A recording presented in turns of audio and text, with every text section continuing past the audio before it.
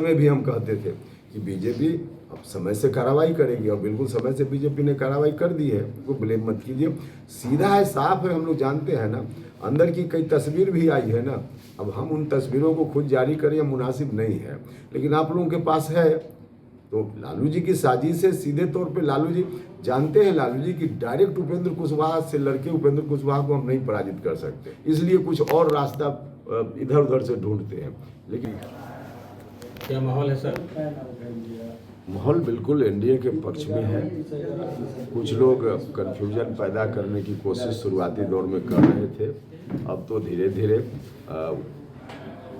सब लोग उनके कन्फ्यूजन की कोशिश को समझ चुके हैं, इसलिए एक तरफा माहौल एनडीए के पक्ष में मजबूती से है पूरे लोकसभा क्षेत्र में। और देखिएगा 4 तारीख को जब गिनती होगी तो पता चलेगा, चारों तरफ एनडीए एनडीए एनडीए है।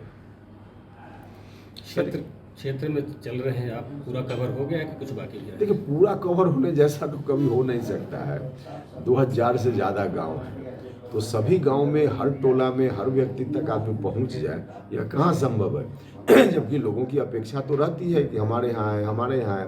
कोशिश लगातार हम लोग कर रहे हैं, लेकिन सभी जगह तक पहुँचना संभव नहीं है। फिर भी कोशिश है कि अधिक से अधिक जगह तक हम लोग पहुँचें। देवकुंड में आप केंद्रीय विद्यालय खोलने की कोशिश किए थे? केंद्रीय विद्यालय खोलने की कोशिश हम किए, और भारत सरकार में तब हम मंत्री थे। मंत्री रहते हुए जो भी काम उस विद्यालय के खोलने के लिए आवश्यक था, हमने सब काम कर दिया।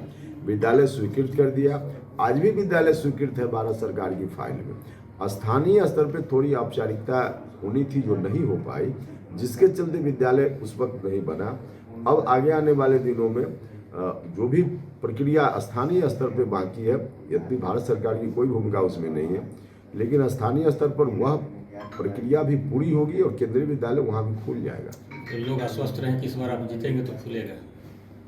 निश्चित रूप से वहाँ केंद्रीय विद्यालय खुलेगा, हम तो बोल ही रहे हैं। सर, आपके खिलाफ एक दुष्प्रचार किया जा रहा है कि आपने ईडब्ल्यूएस आरक्षण का विरोध किया था संसद में, इसमें क्या सच्चाई है? नहीं, इसमें तो जो हमने भाषण दिया पार्लियामेंट में, अब तो आ गया है, लोगों के बीच चल रहा है। अब किसने डाला, कहाँ डाला, मुझको नहीं मालूम, लेकिन चल रहा है। और उसमें हमने भाषण दिया है, भाषण के बाद बिल के पक्ष में हमने मतदान किया है। अब तो वह बात सीधे आ रही है लोगों के बीच में, तो उसको लोग देख सकते हैं। देखिए, इस तरह की जो कोशिश होती है ना, उसकी आयु होती है 2 दिन, 4 दिन, 5 दिन, क्योंकि सच्चाई जब सामने आती है तो उस कोशिश का पर्दाफाश ऐसे ही हो जाता है।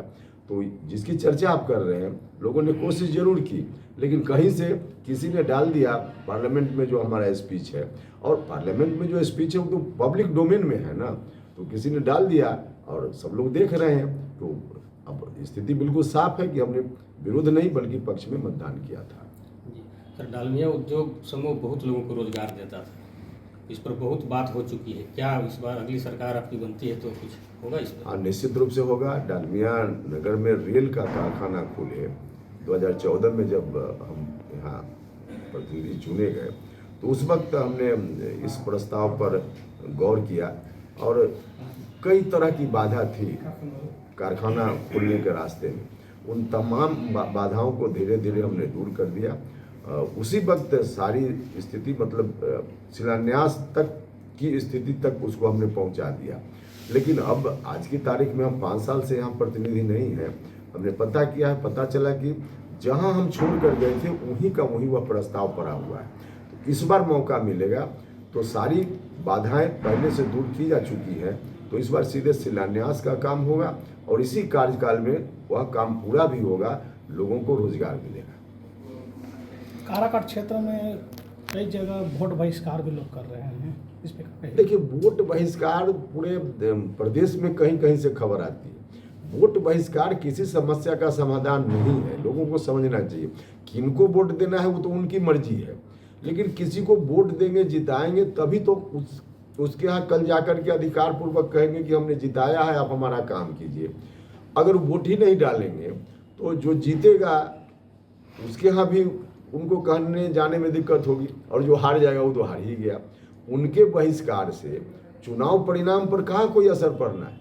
उनके बहिष्कार से चुनाव अगर रुक जाता तो एक बात है, बहिष्कार लोग करेंगे, लेकिन जिसको जितना है जीत ही जाएगा, हारना है हार जाएगा।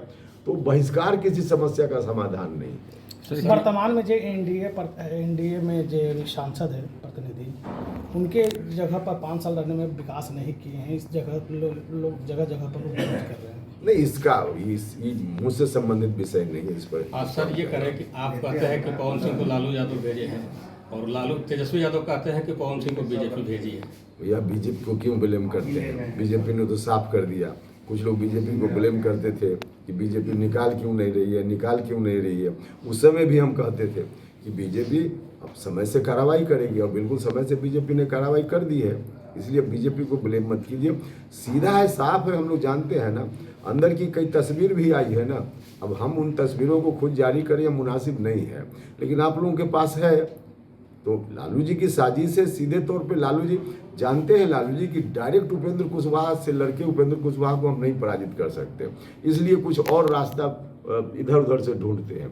लेकिन उनको मालूम होना चाहिए कि कोई रास्ता ढूंढ ले, उपेंद्र कुशवाहा के रास्ते में लालू जी तो बाधा नहीं खड़ी करने में सफल नहीं हो पाएंगे लालू जी। आप ही उनके साथ रह चुके हैं सर।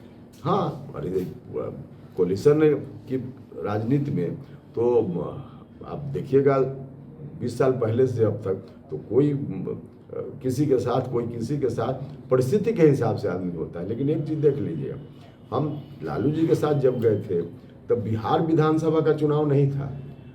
उसमें बिहार में किसके हाथ में सत्ता जाए इसका चयन नहीं करना था लोगों को, क्योंकि बिहार में लालू जी के हाथ में सत्ता जाए, लालू जी की पार्टी के हाथ में सत्ता जाए। अब बिहार का एक आदमी भी इस स्थिति को कबूल करने के लिए तैयार नहीं। हमसे जुड़े रहने के लिए हमारे YouTube चैनल को सब्सक्राइब करें और नई वीडियो की नोटिफिकेशन के लिए बेल आइकॉन को दबाएं।